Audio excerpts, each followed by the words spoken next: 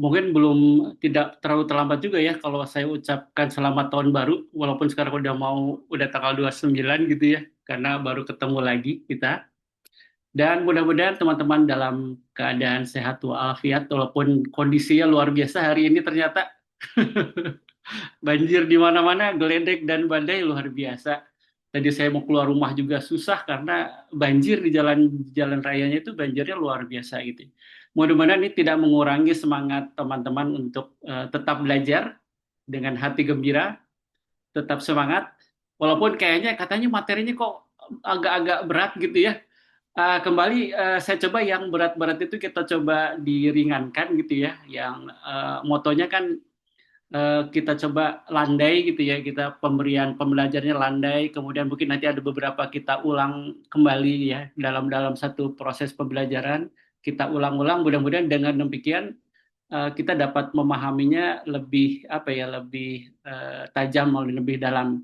Dan yang kedua juga saya akan coba bertahap gitu, mulai dari gambaran besarnya, kemudian kemudian detail gitu ya.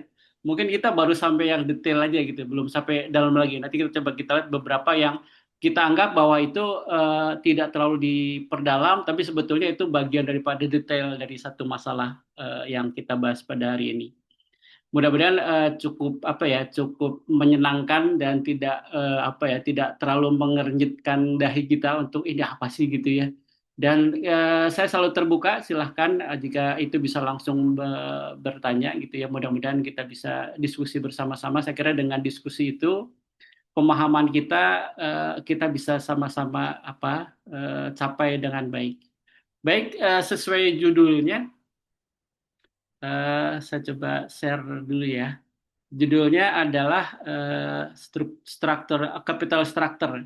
Jadi sebenarnya komposisi daripada modal gitu kalau bahasa Indonesia namanya. Kita coba share. Oh ya di sini nih. Hmm,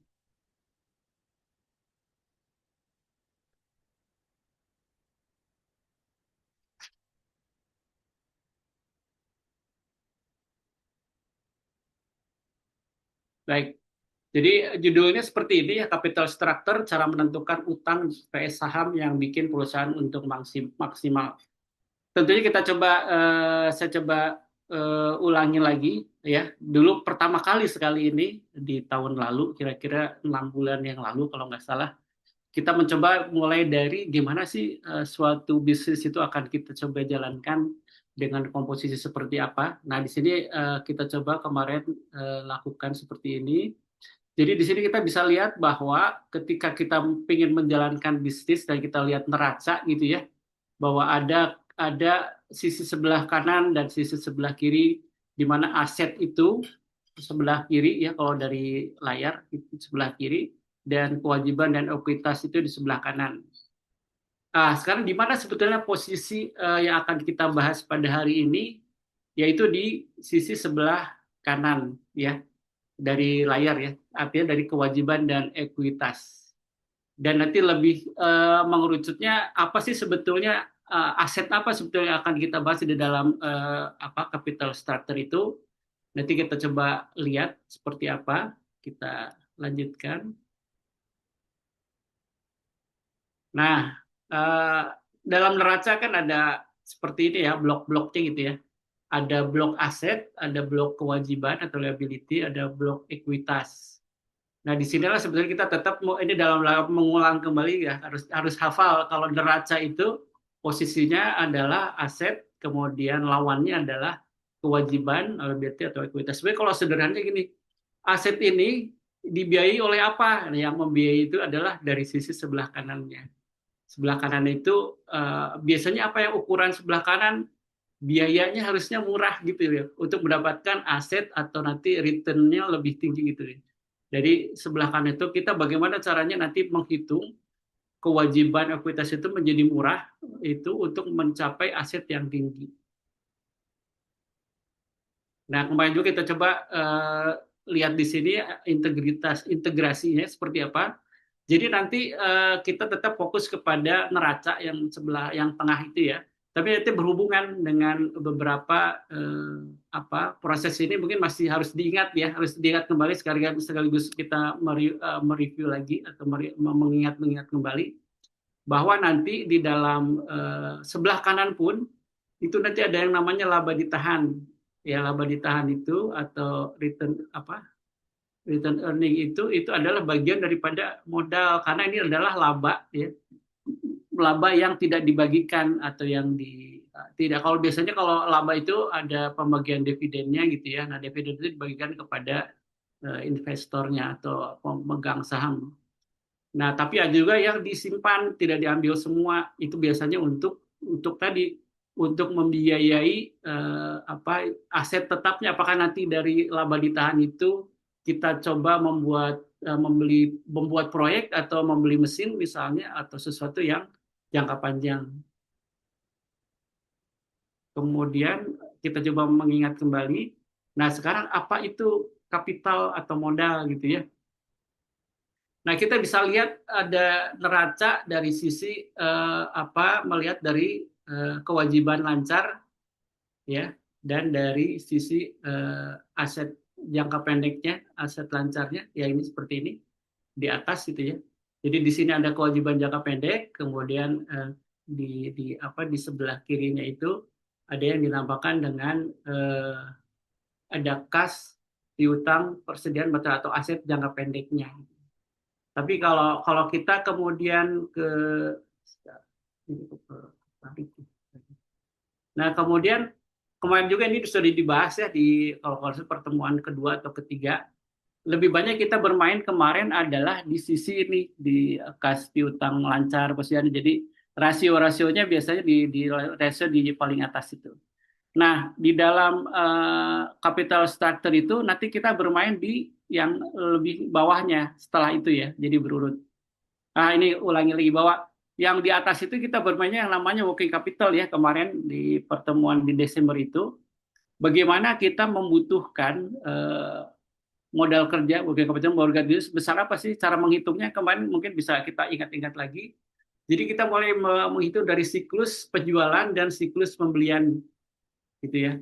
Ketika siklus penjualan itu untuk menjadi namanya cash to cash-nya dari mulai barang diterima sampai pembayaran dari pelanggan itu sampai berapa lama? Ternyata kalau kita lihat dari kemarin contoh itu, ternyata 85 hari itu baru baru bisa dapat uang yang kita beli barang itu bisa beli barang lagi gitu ya. Bisa dibelikan barang lagi untuk dijual. Tapi ketika kita lihat dari gambar ini ternyata siklus pembeliannya lebih cepat. Karena ketika kita beli itu, kita pasti dikasih utang ya, dalam utang itu cuma 30 hari. Padahal kita dalam 30 hari ini, kita belum dapat uangnya yang dari hasil penjualan gitu ya. Sehingga perlu apa? Perlu modal kerja. Ya, di sini dihitung modal kerjanya 55 hari, yaitu selisih antara siklus penjualan dikurangi siklus pembelian. Ya kalau idealnya kalau tidak ingin modal kerja gitu ya harusnya dibalik. Jadi pembeliannya itu bayarnya lama ke vendor gitu ya.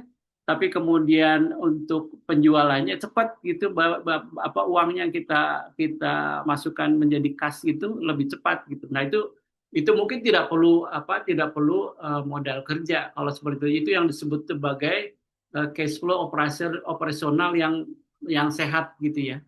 Atau paling enggak sama-sama lah ketika barang itu kita jual, ketika mau beli lagi uang dari pelanggan itulah kita pakai uangnya gitu ya. Ini namanya sebagai working capital. Kalau ini berada di neraca di bagian yang kurang dari 1 tahun jangka pendek, termasuk kewajibannya pun jangka pendek. Kewajiban kepada vendornya yang biru ini dan yang merah itu adalah kita akan mendapatkan dari penjualan ya. Kalau dari sisi rugi laba kan penjualan itu nanti akan dikurangi dengan biaya gitu ya.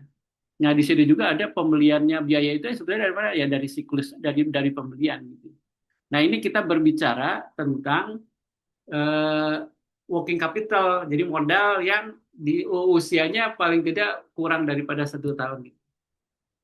Nah, kita lihat tinjau dari sisi yang lain. Nah, melihat bagian jangka panjang dari neraca.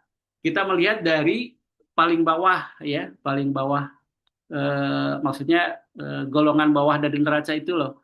Ya termasuk asetnya itu adalah aset tidak tetap, aset atau aset tetap maksudnya. Aset tidak lancar itu aset tetap. Apa aja ya biasanya apa kendaraan misalnya yang lewat itu nanti ada amortisasinya ada apa ada eh, penyusutannya juga gitu loh. Nanti coba kita bahas penyusutan sama amortisasi itu seperti apa. Tapi bukan hari ini, mungkin nanti kita coba bahas seperti apa karena kayaknya kalau hari ini nanti kelamaan dibahas di pengantarnya. Nah, setelah kita melihat dari sisi kewajiban dan ekuitas, kita cuma melihat di sini. Jadi ada kewajiban jangka panjang, long term liability, sama ekuitas. Nah, yang disebut dengan dalam satu teorinya bahwa modal struktur modal itu atau capital structure itu kita berbicara di dua hal ini, kewajiban jangka panjang dan ekuitas atau modal sendiri ya. Nah, seperti ini yang biasanya ini digunakan untuk aset tetap atau aset tidak lancar. Atau bisa juga digunakan untuk proyek ya. Karena kan nggak mungkin bisnis itu tidak tumbuh gitu. Ketika bisnis itu tumbuh, pasti kita akan memerlukan biaya ya. Biaya kalau misalnya untuk melihat jangka panjangnya perlu ada satu yang mereference itu mengungkit gitu ya, mengungkit biaya-biaya yang bisa mengungkit menjadi lebih tumbuh dalam pertumbuhan menjadi lebih besar sehingga nanti dari sisi profitabilitasnya menjadi lebih besar lagi gitu ya atau lebih banyak lagi. Nah, di sini juga kemarin sudah dilihat bagaimana bahwa aset itu ekuitas itu bisa meningkatkan apa returnnya gitu ya. Tetap bermainnya adalah di sini ekuitas sama kewajiban. Jadi namanya rasionya adalah debt to equity ratio. Jadi bagaimana rasio hutang berbanding dengan modal sendiri. Nah, nanti kita akan kembali di sini. Apa saja sebetulnya yang mempengaruhi capital structure itu? Kita bisa lihat di sini ya sebagai review dulu ya bahwa ada dua kan sepertinya sisi kiri itu yang tadi saya sebut neraca itu ada disebut sebagai investment decision, itu biasanya komposisi aset tuh di paling kiri tadi. Kita lihat bahwa keputusan investasi apapun untuk kiri itu adalah berhubungan dengan jenis aset yang dipilih, misalnya aset tetap, aset tak berwujud, atau aset keuangan gitu ya. Kemudian komposisi aset seperti apa? Perbandingan aset tetap dengan aset lancar itu lebih banyak komposisi asetnya di mana. Nah, kemudian lawannya, sebenarnya ini di neraca paling sebelah kanan itu sebetulnya itu keputusan pendanaan yang tadi saya ceritakan bahwa untuk mendapatkan aset ini dananya dari mana? Ya dari sebelah kanan ini. Nah, sebelah kanan ini kalau yang kiri tadi sebenarnya ujung-ujungnya adalah investment decision. Jadi yang dilihat adalah return-nya seperti apa nih. Semakin besar return-nya semakin bagus ketika aset ini menjadi sangat efisien gitu ya. Dengan aset itu, dengan aset sekian dapat profit berapa besar gitu ya. Nah, kalau yang kanannya dari sisi neraca itu yang hari ini kita akan coba perdalam adalah sebetulnya keputusan pendanaan, yaitu bagaimana membiayai investasi yang sebelah kiri itu disebut financial decision. Itu ke ujung-ujungnya kepada biaya. Jadi keputusan pendanaan berhubungan dengan pertama jenis sumber dana yang dipilih. Apakah berhutang gitu ya atau ekuitas hutang, itu bisa juga kita mengeluarkan surat utang atau obligasi, atau kita bisa juga utang ke bank gitu ya, utang ke bank seperti apa. Tapi biasanya kalau perusahaan masih belum terlalu besar itu ya, belum ukuran, nanti kita coba bahas bahwa ukuran juga sangat mempengaruhi. Ketika ukurannya tidak besar, eh, kita akan melihat kita kepada hutang kepada bank misalnya. Tapi kalau sudah besar kita bisa membuat surat hutang atau obligasi yang dalam jangka panjang, misalnya dalam 5 tahun atau 4 tahun atau sebagainya. Kemudian komposisinya seperti apa, sumber dana seperti apa yang akan kita komposisikan, yaitu perbandingan antara utang dan ekuitas tadi. Nah, apakah utangnya misalnya lebih besar gitu ya, atau lebih kecil dari sisi utangnya? Nanti kita akan coba lihat seperti apa sebetulnya yang akan ideal, yang apa yang maksimal itu seperti apa gitu ya. Nanti akan kita coba lihat. Nah, sebelum ke sana ya, eh, ini optimal sebetulnya namanya. Jadi eh, sebelum berlanjut kita coba ini aja lah sama-sama memikirkan menurut teman-teman yang ideal gitu ya, rasio yang ideal terhadap utang itu, apakah utangnya cukup 10%, apakah utangnya itu 20%, atau utangnya 30%, atau utangnya 40%, atau utangnya 50% ya, atau utangnya 60 bahkan 70, 80 atau 90%, yang kira-kira perusahaannya atau value perusahaannya akan tinggi gitu ya. Di posisi berapa sebetulnya yang ideal? Ayo silahkan dijawab aja di apa di chat gitu ya. Menurut saya sekian, sekian, sekian gitu ya. Silahkan sambil menunggu ya, kita tunggu semenit lah gitu ya. Sambil teman-temannya melihat kira-kira posisi yang ideal gitu ya. Seperti apa terhadap posisi utang dan modal sendiri. Apakah utangnya kita cukup 10%. Jadi kita lihat apakah 10% itu efisien atau tidak gitu ya, atau optimal atau tidak terhadap nilai perusahaan. Atau bahkan mungkin cukup 5 atau bisa 80%.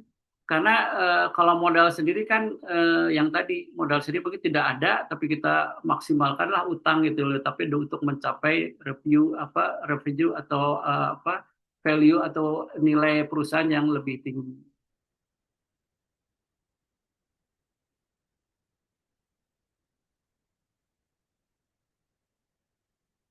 Coba kita lihat.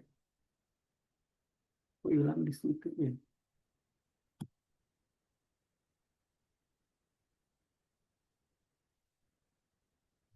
Udah ada yang menjawab?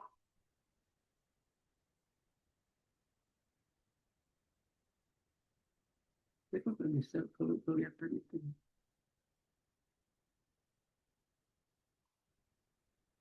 Udah ada yang menjawab, Marwan. Mungkin bisa dibacakan, saya kok nggak bisa lihat ke chat nih. Baik, Pak. Ini ada yang udah menjawab beberapa. Ada yang 30%, 40%, ada 30% juga, rata-rata 30 dan 40%. Oke, baik. Kita coba bahas ya, bahwa ternyata, itu bisa keluar. Bahwa ternyata tidak ada satu satu ukuran yang fix gitu ya. Tidak ada yang fit satu ukuran gitu ya. Kenapa tidak ada? Karena tadi tergantung daripada, nah tergantung daripada ini yang mempengaruhinya ternyata. Pertama adalah prediktabilitas arus kas yang tadi ya, yang di awal itu apakah arus kasnya masih fluktuatif gitu ya. Kenapa fluktuatif dan tidak stabil? Itu kan berhubungan dengan life cycle-nya perusahaan atau bisnis tersebut. Ketika baru startup, kira-kira ada yang mau ngasih utang nggak gitu. Maksudnya kita butuh uang gitu ya. Tapi kalau dari baru mulai aja orang kan pasti sebagai investor gitu ya. Kita akan mencoba melihat ini bisa kira-kira bisa dapat dapat dapat utangan nggak dari bank misalnya. Kayak bank itu biasanya 3 tahun baru dia mau gitu ya meminjamkan, dan itu juga pada posisi arus kasnya itu stabil, artinya nggak naik turun gitu ya. Kenapa demikian? Ketika arus kasnya naik turun, ketika satu aja, misalnya kita tidak bisa membayar, yang disebut dengan financial distress itu, artinya ketidakpercayaan si pemberi pinjaman itu berbahaya. Itu ada grafiknya mungkin. Nah, disitulah nanti kita coba lihat sejauh mana yang optimum yang akan bisa kita pelajari.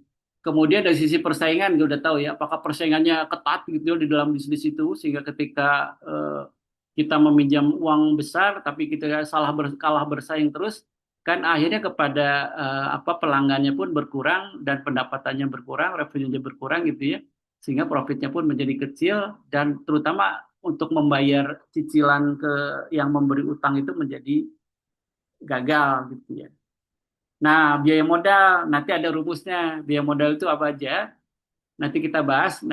Saya percepat dulu ya. Tadi ada tahap hidup siklus bisnis yang tadi saya bilang bisnis life cycle tadi. Apakah kita berada di startup? Apakah di growth? Apakah di maturity sudah matang? Apa di decline gitu ya? Kalau di decline mungkin orang nggak mau minjemin, udah tuh nggak ada bisnisnya, udah mau mati gitu. Nah di mature itu biasanya banyak yang meminjamin. Tapi disinilah paradoknya. Paradoknya kenapa? Justru kita nggak butuh pinjaman ketika sudah di mature itu kan sedang banyak-banyaknya uang. Biasanya itu untuk mengembangkan untuk lebih besar lagi perusahaan, biasanya kita meminjam uang gitu. Dan di situ juga biasanya ketika yang disebut dengan tax shield itu atau eh, untuk supaya pajaknya tidak bayar terlalu besar, kita pinjam uang dari bank sehingga nanti ketika kan biasanya pertama dari EBIT gitu ya, earning before interest and tax gitu ya, sebelum menjadi EBT ya, apa sebelum menjadi profit gitu ya. Nah, biasanya si interest ini akan mengurangi profit sehingga ketika dari situ untuk penghitungan pajaknya menjadi kecil. Nah, kenapa kita harus melihat di situ? Nanti coba kita bahas.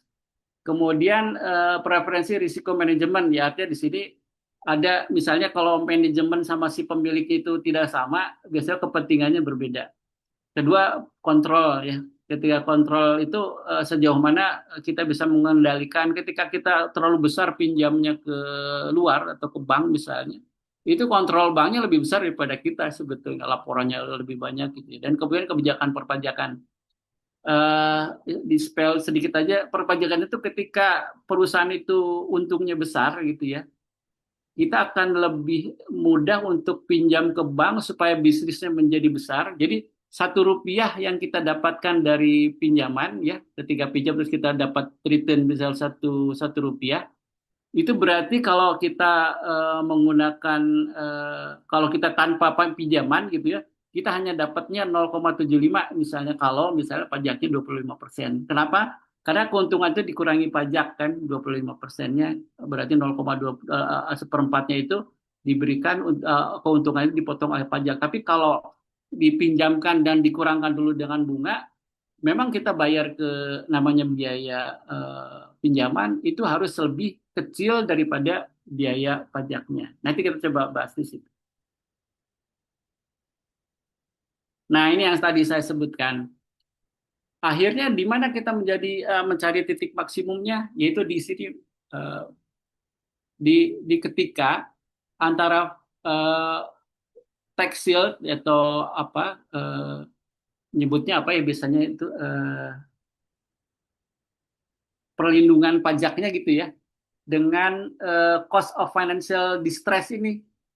Kenapa ada dua apa namanya disebutnya sebagai dua kurva, kurva pajak sama kurva financial distress. Karena ketika ini ukuran antara apa debt to equity ratio di sini semakin tinggi, semakin besar, ini kan berarti utangnya semakin gede ya. Tadi posisi posisi utangnya mungkin bisa 80% gitu ya. Apa posisinya utangnya 20% modal sendiri gitu ya. Tapi pada satu titik itu bisa menjadi bumerang. Ketika terlalu banyak kita berhutang, ketika sekali saja kita gagal utang, maka yang terjadi adalah distress atau orang sudah tidak percaya lagi. Sehingga ketika kita mengutang lagi menjadi susah atau biayanya itu menjadi lebih mahal. Contohnya misalnya ketika kita harus udah jatuh tempo nih, tapi ternyata kita nggak punya pemasukan yang bagus karena utangnya besar gitu. Untuk bayar utang besar itu kan perlu effort luar biasa gitu dari pendapatannya. Ketika itu gagal, berarti kita harus mencari ke yang lain gitu ya, pasti dengan biaya tinggi gitu. Biayanya lebih mahal gitu. Yang pertama itu, kedua ketika gagal juga itu maka si pemberi utang itu menjadi tidak percaya gitu loh, sehingga dia akan lebih mengetatkan aturannya. Demikian juga kalau yang pajak ini, ketika pajak itu biayanya lebih besar daripada bunga misalnya bunga pinjaman itu kita akan menguranginya dengan membesarkan utangnya gitu ya. Pusing ya. Nah, kita ambil contoh nanti deh supaya nggak pusing. Sampai situ dulu. Nah, kalau yang bawah ini jika tidak ada pinjaman atau tidak ada utang ya, jadi tidak ada leverage-nya, tidak ada gitu loh. Nah, ini kan di sini adalah bagian meleverage. Meleverage itu mengungkit dia, mengungkit satu perusahaan, suatu bisnis untuk menjadi lebih besar gitu ya, sehingga keuntungannya lebih besar dengan biaya yang tadi, biaya atau cost-nya dari pinjaman itu kecil gitu. Itu yang idealnya. Jadi kuncinya adalah maximum value compound itu adalah pas turun ini. Nah, gimana cara melihat kapan turun di titik ini? Nah, gitu itu ada beberapa teori dan ada beberapa perhitungan. Baik, kita lanjutkan. Nah, ada teori ya, ada model yang disebut dengan pecking order theory sama optimum capital structure atau trade-off theory gitu ya. Mungkin nanti kita akan bahas cuma satu aja karena lihat waktu, tapi tetap yang tadi saya cerita bahwa ini bagian daripada detail, nanti akan kita coba detailkan masing-masing teori ini ketika sudah satu putaran detail yang awal itu level satu selesai, nanti kita detail lagi level 2-nya baru masuk ke yang lebih rumit, karena kalau pemahaman ini belum didapat, kita ketika langsung ke perdalamnya lebih dalam itu agak sulit gitu untuk memahaminya. Nah, ini adalah pecking order theory atau dari di sini sebetulnya sederhana. Jadi dalam pecking order theory itu pengguna sumber dana akan melalui melalui penggunaan dana internal ya. Jadi ini sebenarnya kalau ngetiknya agak loncat itu. Jadi melalui urutannya. Jadi urutannya adalah pertama dia akan menggunakan dana internal ya. Yang tadi ada earning atau ada laba yang ditahan gitu ya. Itu biasanya mereka akumulasi menjadi besar gitu ya ketika ada proyek atau mungkin ada mau beli mesin baru menggunakan dana sendiri dari situ. Jadi tanpa menggunakan utang gitu ya. Nah, yang kedua baru utang atau menerbitkan surat utang. Baru kita utang ketika sudah maksimum gitu ya dari return earning-nya habis, kita masuklah kepada yang disebut dengan utang, biasanya utang ke bank atau kita bikin obligasi gitu kalau perusahaannya besar. Nah, di sini sebetulnya menjadi bagian yang leverage tadi, ini bagian leverage juga, nih bagian untuk mengungkit tadi ya utang. Nah, kemudian yang terakhir adalah penerbitan saham. Nah, kalau penerbitan saham ini berarti kayak kita ke apa ya, go public ya. Kita bikin go public misalnya 10% dari jumlah saham perusahaan kita go publikan gitu ya. Kita jual di bursa saham gitu ya, di BI misalnya. Nah, kenapa penerbitan saham itu menjadi terakhir? Karena biasanya rumit. Pertama rumit administrasinya, kemudian kedua juga rumit di perjalanannya, karena setiap tahun bahkan 6 bulan setelah pendaftaran itu kita harus memberikan laporan keuangan yang sudah diaudit oleh auditor luar, itu kan biaya juga gitu.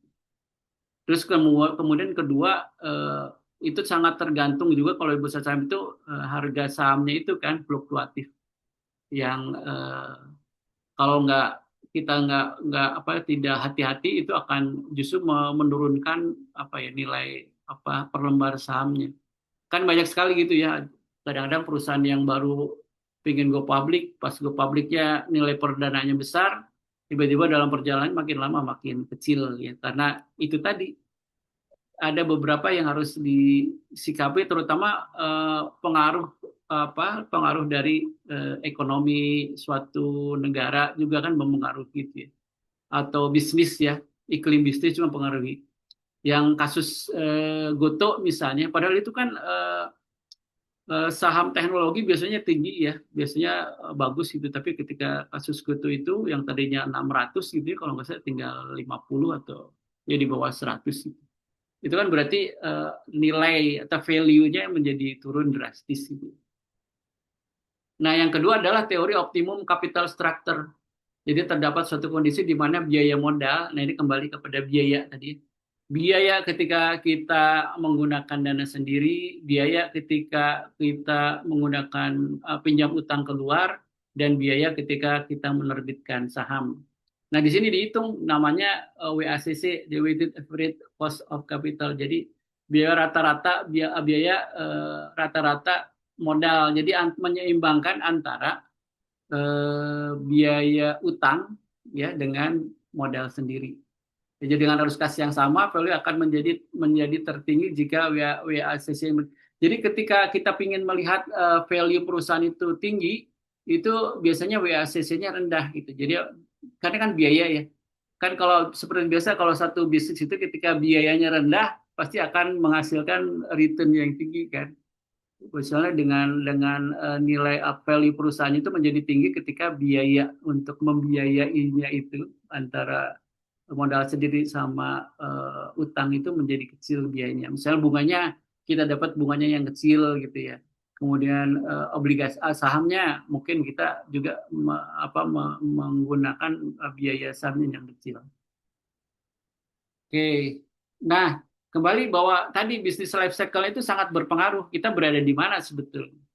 Apakah di startup atau di growth, di maturity atau di decline? Ini sangat berpengaruh sekali terhadap keputusan tadi debt to equity rasionya itu sih besar apa yang bisa kita dapatkan.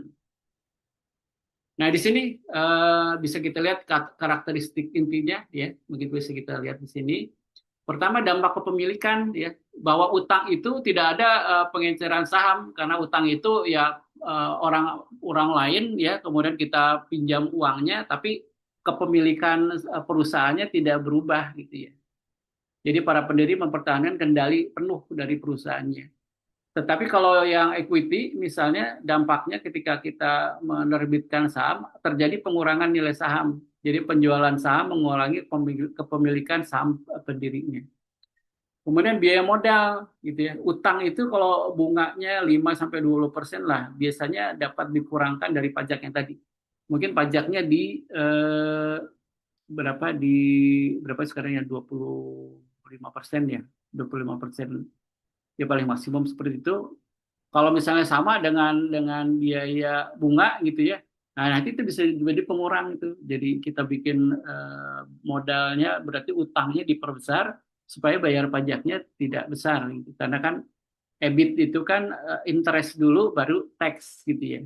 Jadi interest dulu dikurangkan baru kita bayar pajaknya. Tapi kalau ekuitas, keuntungan yang diharapkan biasanya lebih tinggi, lebih besar gitu ya. Misalnya hampir 20-30 kalau kita bisnisnya bagus ya kita nggak perlu misalnya minjam ke mana ke pihak ketiga karena di situ keuntungan kita sudah cukup gitu ya, cukup besar untuk lebih seperti yang kasus Aqua ya. Aqua itu dia mengambil kembali saham-saham yang dipublikkan karena dia melihat kalau kalau itu dilakukan untungnya bisa lebih besar daripada dia men-share itu ya, karena untungnya besar sekali. Kemudian persyaratan pembayaran kembali. Jadi kalau di sini pembayarannya tetap tanpa mempertimbangkan kinerja.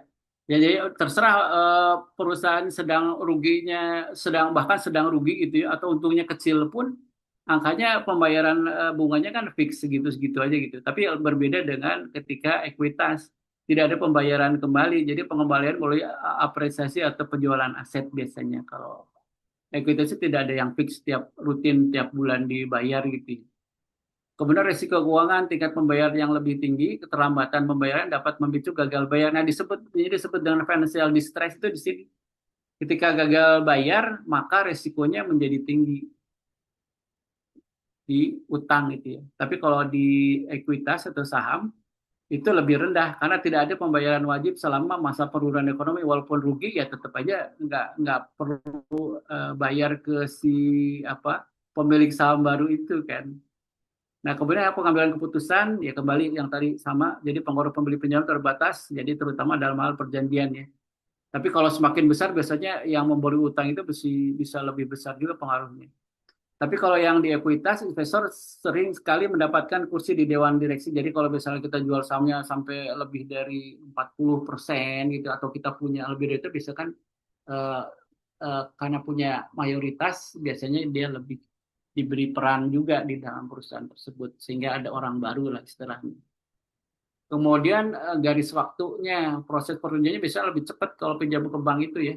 Mungkin 2 bulan juga udah selesai selama persyaratannya terpenuhi. Tapi kalau yang ekuitas jual saham ke bursa efek itu lama, itu ada tahapan-tahapannya ya, yang untuk bisa bisa bisa di bursa, masuk ke bursa efek juga, itu tidak sederhana. Persyaratannya sangat ketat. Kemudian pelaporan, nah laporan berkala terhadap perjanjian pelaporan komprehensif audit sering dilakukan ya. Kalau perusahaan sudah go public, saya tadi sampaikan, audit itu sering dilakukan itu untuk meyakinkan bahwa bisnisnya tetap berjalan kan, karena investornya beda kan, antara si ini sebut apa, eh, masalah agensi lah gitu. Saya sebagai direksi misalnya, tapi bukan pemilik saham, pasti kepentingannya beda gitu. Dia bisa bermain di situ.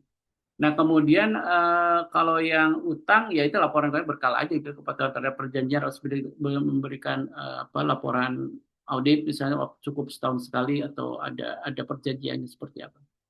Nah, paling cocok untuk apa sebetulnya ketika utang? Nah, ketika arus kas stabil, pertumbuhan yang dapat diprediksi, kemudian operasi yang didukung oleh aset. Nah, itu yang disebut sebagai apa, cash flow operasionalnya kuat. Jadi dia bisa membiayai diri sendiri, keuntungannya terus itu ya, tidak terlalu fluktuatif, tidak terlalu tinggi. Cocok tuh kalau utang gitu ya. Tapi kalau ekuitas ya, kalau saham ya ini perusahaan rintisan tahap awal, pertumbuhan pesat, kemudian pendapatan yang tidak dapat diprediksi.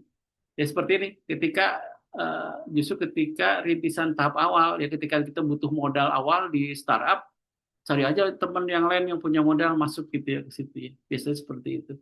Karena untuk ke banknya agak sulit, karena tidak pasti sedang tidak profit gitu ya.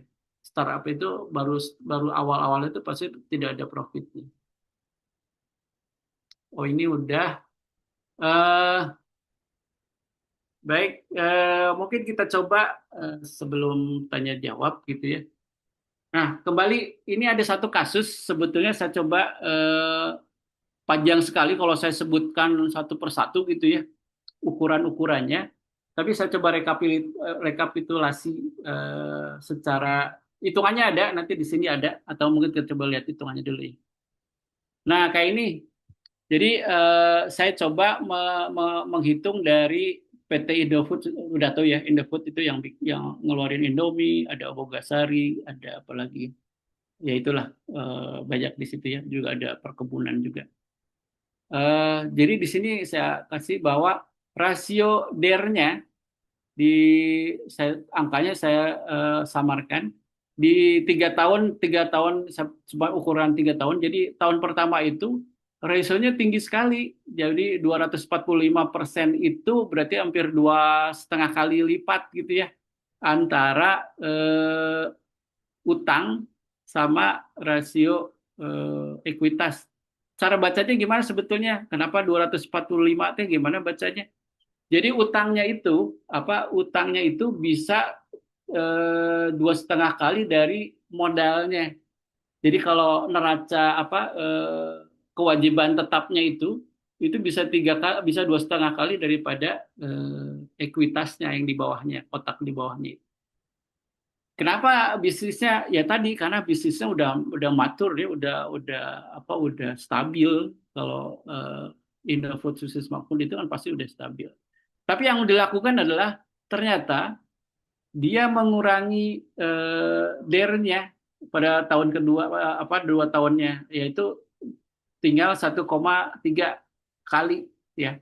Jadi sangat bagus sekali sebetulnya ya. Berarti utangnya itu satu satu sampai 3 kali daripada ekuitasnya. Kan rumus debt to equity ratio itu adalah D banding E ya. Jadi utang dibanding dengan ekuitasnya. Jadi pasti kalau lebih lebih dari seratusan gini, itu persen ini ya, lebih dari 100% itu pasti lebih gede utangnya daripada ekuitasnya. Nah, justru yang menarik dia di tahun ketiganya dia kurangi lagi tuh utangnya, ya utang keluarnya, tapi dia gunakan modal sendiri seperti ini menjadi 70%, 70% aja. Berarti lebih besar ekuitasnya daripada utang. Nah, di sini coba saya gambarin juga biaya rata-ratanya ya. Awal nggak nilai. Ini sebenarnya rumusnya banyak ya. Makanya tadi saya bilang Ini kita lihat, kita telan dulu aja rumus ini gitu ya, karena nanti ada rumus-rumusnya, tapi untuk menjelaskan itu mungkin perlu satu sesi sendiri. Di sini juga sama, kita lihat dari WACC tadi kan apa rata-rata daripada cost dari biaya ya, dari biaya tertimbang. Jadi biaya modal rata-rata tertimbang WACC itu. Nah, di sini ada rumusnya sehingga dia juga makin harusnya kalau WACC itu semakin kecil itu semakin bagus ya. Semakin apa WACC-nya kecil itu nilai perusahaannya itu semakin tinggi. Bisa dilihat di sini ya, di yang ini. Kalau lihat di sini itu adalah WACC dalam persentase makin lama makin kecil. Tapi kita lihat nilai perusahaannya di sini justru makin lama makin besar ya. Jadi gampang kalau kita sudah dapat menghitung WACC. Nah, cara menghitungnya di sebelah kanan ini. Ini adalah cara menghitung dari WACC. Nah, seperti ini. Jadi kan sebenarnya sama ya, dari sini dipindah ke sini. 17 itu totalnya, 16 itu sini, 16 semuanya. Ini pembulatan 17 itu ke sini. Jadi sebenarnya utang jangka panjang ya, WACC itu tertimbang itu menyeimbangkan seperti mana yang paling maksimum. Kalau di sini yang menurut kita yang lihat dari nilai perusahaannya paling besar kan di sini. Apakah cukup cuman komposisinya seperti ini? Ini kan komposisinya ini ya, teman-teman. Jadi ternyata yang paling bagus itu komposisinya modal sahamnya 78%, utangnya di 20%. Atau ini 80 banding 20. Dia mendapatkan nilai yang paling tinggi ini, nilai perusahaannya. Oke, ini contohnya ya. Oh, deh, sampai situ. Ya, saya kira udah selesai. Kita coba ada 15 menit untuk tanya jawab ya. Mudah-mudahan jelas gitu ya, karena memang ini agak rada apa ya, agak kalau lihat dari rumusnya itu cukup banyak gitu ya, terutama rumus WACC itu dan ngitung nilai perusahaan itu, angka-angka itu biasanya yang bisa bisa dinilai apa perusahaan itu yang sudah go public, karena di situ ada apa ya, ada harga ya, ada harga per lembar sahamnya di sini. Saya ada nggak itu gambarnya? Enggak ada.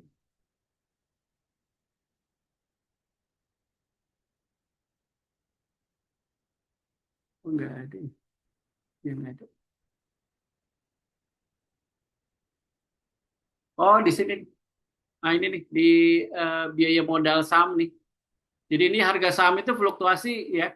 Kadang ditahan di harga saham tahun 2000 yang tahun pertama itu 900, makin lama harga sahamnya makin naik ya. Harga saham makin naik sehingga nilai perusahaannya menjadi tinggi. Di sini lihat earning per share-nya, artinya laba per sahamnya seperti ini, Mbak. Itu ya, teman-teman sekalian. Ini ya. Nah, ini menjadi angka-angka ini sebetulnya untuk mendapatkan nanti rumus WACC ya. Dari sini kemudian kita masuk ke rumus WACC-nya untuk dapat rumus ini nih. Ya. Nah, ini lebih gampang kita melihat eh, angka ini didapat ketika nilai perusahaannya tinggi gitu ya. Di mana terdapat perusahaan tinggi ya. Kalau di sampai 3 tahun ini yang paling bagus jadi yang ketiga, tahun yang ketiga. Di sini WACC-nya rendah gitu ya. Kalau ini terhadap apa debt to equity ratio gitu di sini sebetulnya. Karena apa? Karena sini pajak itu pada suatu titik dia akan menjadi maksimum perlindungan pajaknya sampai dia tidak maksimum lagi turun gitu ya. Nah, termasuk juga cost of finance distress. Ini satu bahasan sendiri. Tapi paling tidak gambarannya ketika satu titik itu dia menjadi resikonya menjadi besar gitu ya. Ketika resikonya menjadi besar dan kita tidak bisa melewati resiko itu, maka cost of financial distress-nya menjadi tinggi ya. Karena tinggi maka value of commodity-nya menjadi turun lagi di sini. Ya, menjadi turun lagi di sini. Oke, silahkan kita coba. Oh, saya udah bisa buka ini.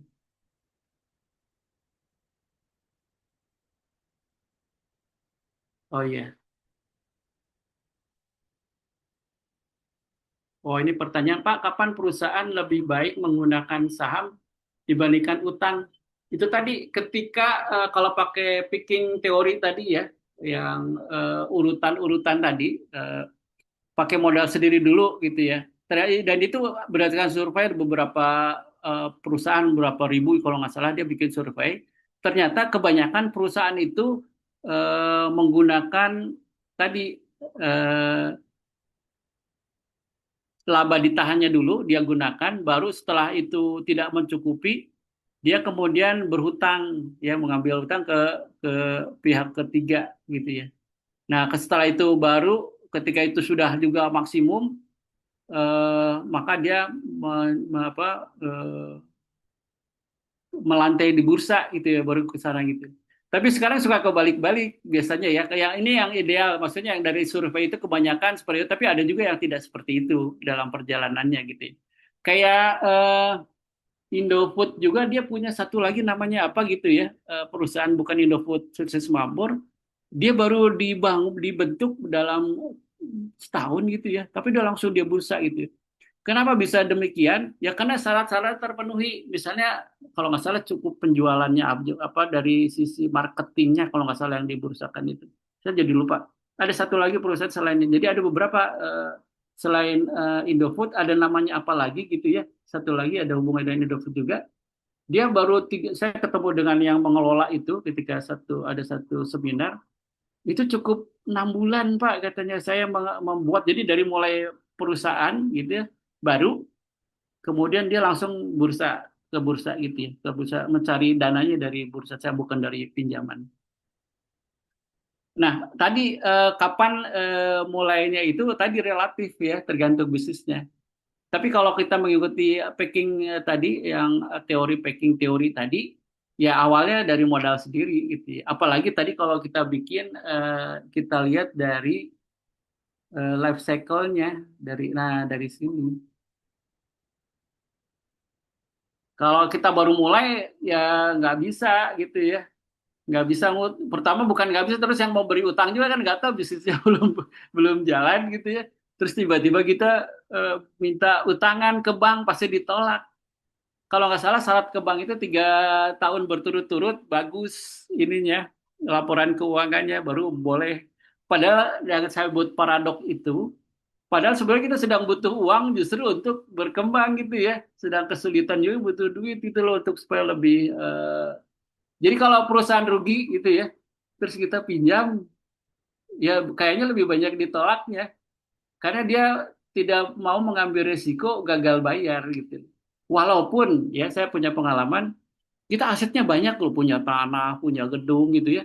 Tapi bisnisnya itu untuk menyicil itu nggak ada. Kan biasanya dia lihat laporan keuangan gitu ya kok tiba-tiba apa labanya kecil gitu ya bagaimana membayar utang gitu ya dengan itu jadi sebenarnya kalau bank sekarang itu lihat prospek bisnisnya sama laporan keuangannya yang tadi cash flow-nya harus bagus gitu ya karena dengan cash flow bagus dia untuk mengembalikan pinjaman itu relatif lebih gampang gitu ya daripada dilikuidasi oh ini walaupun asetnya miliaran gitu ya ratusan miliar tapi bisnisnya cuma 50 miliar gitu ya tapi gagal terus bayar utang biasanya ditolak gitu dia lebih nggak mau seperti itu jadi yang lebih melihat itu biasanya mereka itu ini tingkat pengembalian utangnya bagus nggak sih sebetulnya? Kemampuan mengembalikan utangnya bagus nggak? Ya lihat dari bisnisnya. Jadi yang dianalisa itu prospek bisnisnya seperti apa. Kemudian kita lihat dia akan melihat lagi customernya berapa banyak sih. Bisa dicek tuh, Pak, tahun ini customernya siapa aja, gitu ya. Terus menghasilkan berapa, gitu. Nah itu biasanya kalau itu dikasih, mereka lebih percaya gitu loh. Oke bisa diperpanjang misalnya untuk kalaupun misalnya dalam 5 tahun kita ingin perpanjang lagi. Seperti itu. Jadi kadang-kadang paradok itu kita butuh uang banyak, tapi kadang-kadang kita juga nggak dipercaya oleh bank karena memang baru mulai itu baru startup. Tapi kan ada sekarang yang namanya apa angel itu ya. Jadi yang apa kalau untuk startup itu ada tuh yang tidak perlu apa laporannya plus gitu ya. Walaupun itu tapi dilihat prospek sebetulnya. bisnis ini paling luar biasa sebetulnya dia akan pakai namanya angel ya, angel inilah. Dia memang tidak melihat secara bank gitu ya, tapi dia melihat secara pertama orangnya bisa di trust kepada orangnya, trust kepada bisnisnya. Kayak cerita Gojek dulu kan gitu kan. Dia cuma bilang-bilang sisi di sini dan banyak sekali sekarang perusahaan startup itu dihandle oleh itu modal ventura ya sebetulnya kalau kita sebut itu kan modal ventura yang dia tidak terlalu melihat secara asetnya ada atau enggak ya. Kalau Gojek itu kan nggak ada aset sebetulnya. Dia kan jualan teknologi aja ya sama jasa gitu. Tapi dia bisa mengkapitalisasi sekian besar karena yang disebut dengan goodwill-nya ya atau aset tidak terwujudnya besar ya. Dan sebenarnya ukurannya sekarang itu apa coba yang membuat mereka itu interaksi berapa kali sih sebetulnya seminggu atau sehari gitu ya customer sama platformnya dia itu berinteraksi itu. Itu kan yang dijual ini banyak nih prospeknya. Itu kan sebenarnya kan ini pelanggannya banyak loh. Karena prospek bisnis itu adalah seberapa banyak pelanggan kita gitu ya. Karena itu kan yang menghasilkan revenue, menghasilkan mendapatkan dari pelanggan. Nah, sekarang model bisnis baru itu gitu. Ini yang dijual adalah data pelanggannya ini banyak nih. Jadi apa perputarannya antara penggunaan pelanggan setiap harinya sampai berapa ratus ribu atau mungkin juta, sekian juta sehari ya itu pasti orang juga mau karena dia melihat prospeknya bagus. Nah, kemudian apakah selalu punya utang? Ada nggak perusahaan yang nggak punya utang dan apakah perusahaan bisa berjalan maksimal tanpa punya utang? Banyak, Mbak. Banyak banyak sekali teman-teman yang banyak sekarang yang nggak ingin seperti cerita Aqua.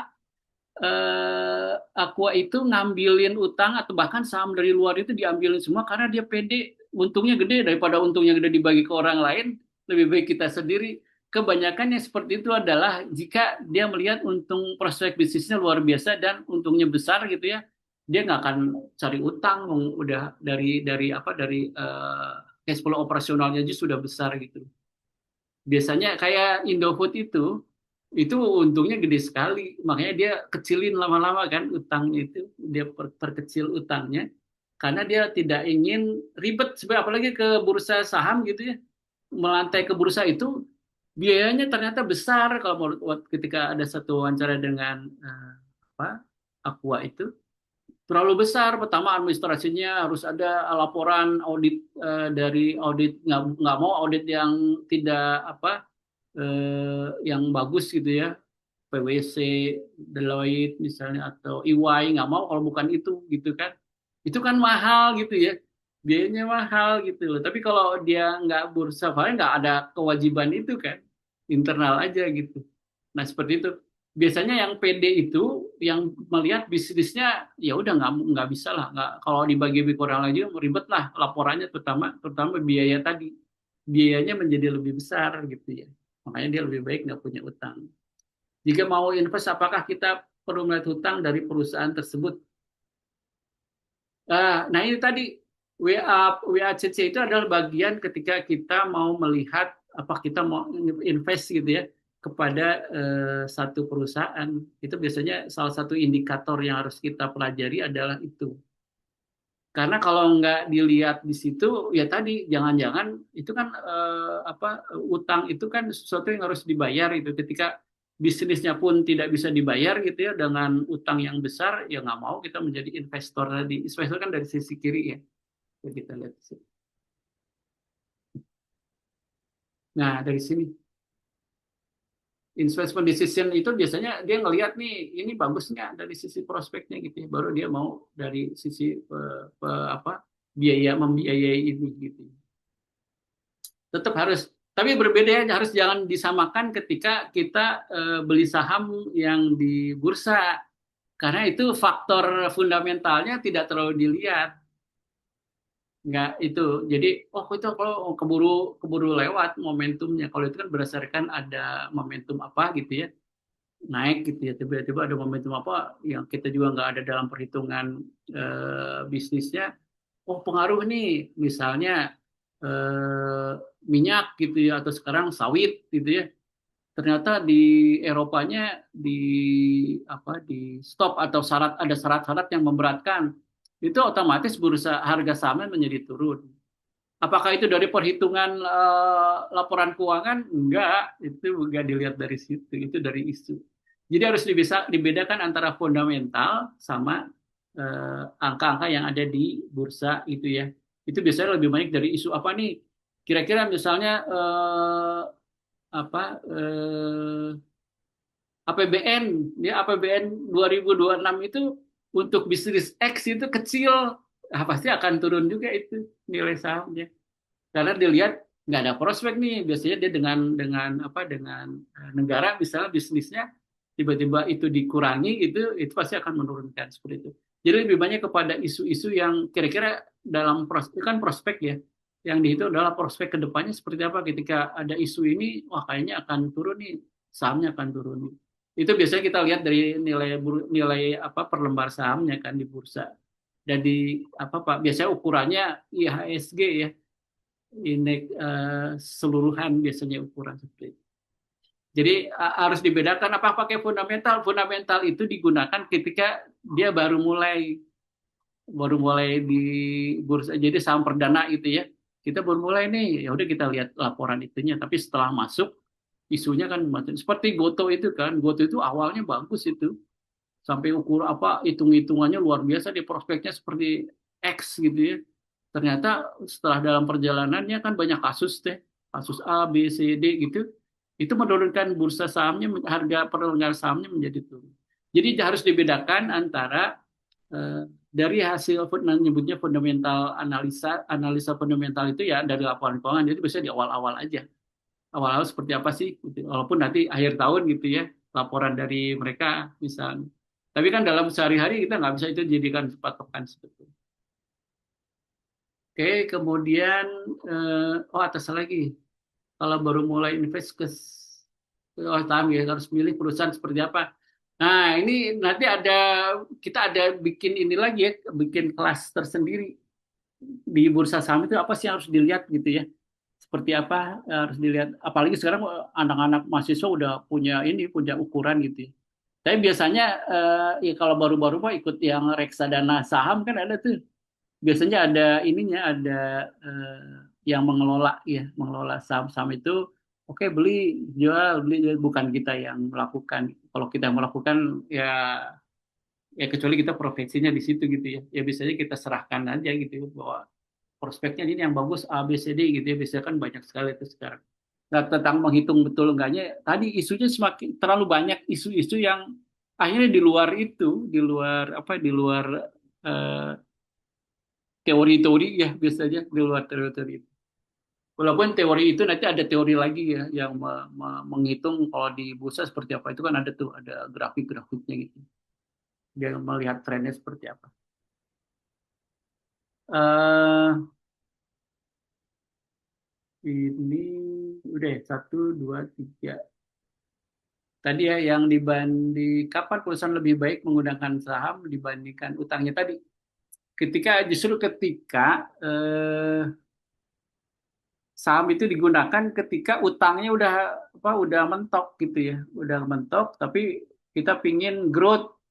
Kan nggak mungkin ketika growth itu kita nggak perlu duit ya. Ya tadi kalau pakai packing eh, teori tadi kan biasanya dalam, tapi kalau baru mulai sekali kan nggak ada itu sisa hasil usaha itu ya, earningnya nggak ada sebetulnya kan, itu harus dari mana gitu loh.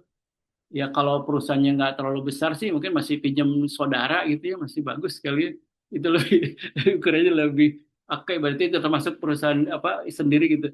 Ini biasanya ideal ini yang mungkin saya coba ulangi, kasih apa catatan. Biasanya yang melakukan ini adalah perusahaan-perusahaan yang udah go public dan sudah besar ya. Tapi ini bukan berarti kita tidak boleh menggunakan ini. Eh, Kalau dari hasil survei, kadang-kadang si pemilik perusahaan itu tidak terlalu peduli dengan komposisi seperti apa yang ideal gitu ya, apa yang seperti ini. Paling yang tadi cuma dibatasi dua aja. Ketika pajaknya itu bisa kita shield, kita bisa lindungi gitu ya, bayar pajaknya nggak terlalu besar gitu, tapi berarti kita harus ngutang supaya interest ya di apa dibayarkan interest dulu baru bayar pajaknya. Atau tadi ketika udah besar sekali bayar apa utang komposisi utangnya tadi yang disebut financial distress. Jangan-jangan ketika cash flow-nya jelek, fluktuasinya tinggi, pada saat kita nggak bisa bayar kan pasti mereka akan memberikan biaya sangat tinggi sekali itu untuk utangnya kan. Yang tadinya mungkin jadi gini loh Bapak Ibu sekalian, ketika ke bank pun kita nggak akan sama. Misalnya bank itu akan memberikan 10%, itu nggak rata. Karena dia akan tinjau resiko setiap bisnis. Saya dulu kadang-kadang kok ada satu perusahaan bisa dapat 10% gitu ya pinjaman itu bunganya ya.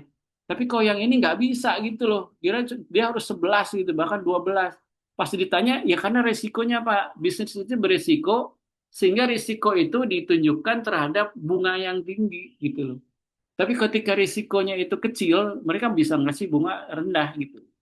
Tapi kalau misalnya risikonya besar, biasanya bunganya tinggi. Dia punya range yang tadi kan 5 sampai 25 tadi range kalau bunga di bank itu. Ya bisa dapat yang tapi 5 itu biasanya nggak dapat itu karena tak ada biaya biasanya di 9 sampai 15 lah itu biasa yang pernah saya alami itu. Nah, di situ range-nya gitu bermainnya. Lalu itu apa itu biasanya dari risiko penjualan. Apakah dia tadi mature atau masih growth? Nah, itu biasanya angka angka interest itu sangat sangat berpengaruh di situ. Jadi nggak flat.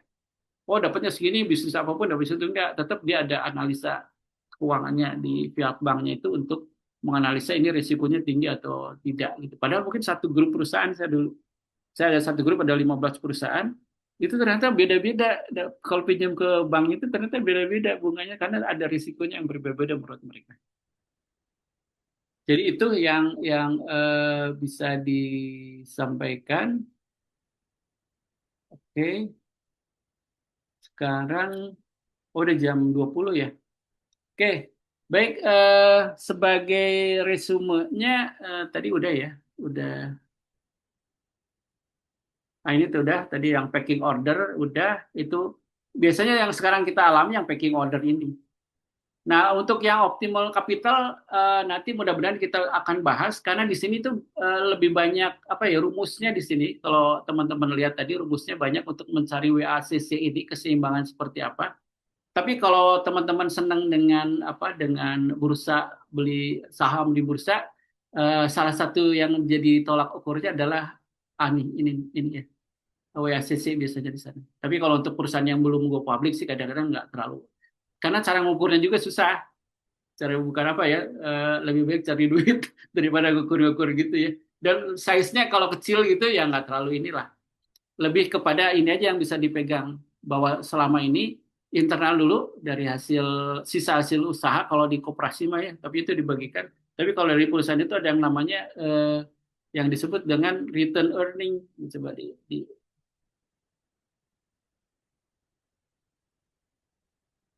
nah di sini di bawah nih return earning ini adalah bagian daripada ekuitas juga. Jadi modal selotor plus return earning. Nah biasanya awalnya ini dulu dihabisin ya untuk misalnya membuat alat atau ada proyek baru ini dihabisin. Ketika ini sudah habis baru masuk ke atas kewajiban jawabnya itu utang gitu ya kembali ke utang. Nanti kalau misalnya masih pingin gede lagi besar lagi supaya lebih ini banyak sekali sangat besar baru kita jual sahamnya di bursa efek karena harus dipercaya juga perusahaannya. Kalau perusahaan size-nya kecil gitu ya ke bursa efek nggak bisa, dia ada minimumnya berapa gitu ya kalau masuk ke mau ke bursa itu harus besar baru bisa di dilakukan atau disetujui itu kan makanya prosesnya lama di sana karena ada bisnisnya apa tambang misalnya atau bisa apa di mana. Baik, saya kira itu yang bisa saya sampaikan pada hari ini. Mudah-mudahan yang tadi ini cukup landai cara menjelaskannya, karena beberapa yang kita oke telan dulu aja gitu ya. Pokoknya terima aja dulu, nanti kita bahas setelah detail ini gitu ya. Karena kalau semua dibahas itu nggak akan selesai. Ini pada apa ya, pada pelandaiannya sebenarnya agak sulit untuk dilandaikan gitu. Gitu. Mudah-mudahan nanti bisa dilandaikan lagi untuk kasus yang lain. Mungkin nanti kita berbicara yang apa financial distress, saya kira menarik gitu. Kenapa apa aja yang mempengaruhi itu, termasuk juga apa sih yang laporan keuangan yang sering dilakukan apa ya, penipuan gitu ya, atau tipu-tipu di laporan keuangan, apa aja sih yang perlu dicermati oleh teman-teman. Mudah-mudahan bulan depan kita akan bahas itu, jadi bahas tentang kewaspadaan melihat laporan keuangan, juga plus yang financial distress itu apa aja. Baik, itu saya kira Mbak Lauren yang bisa kita selesaikan hari ini. Terima kasih. Terima Semoga kasih, tetap Kak. semangat ya, semangat untuk selalu belajar dengan hati gembira. Terima kasih.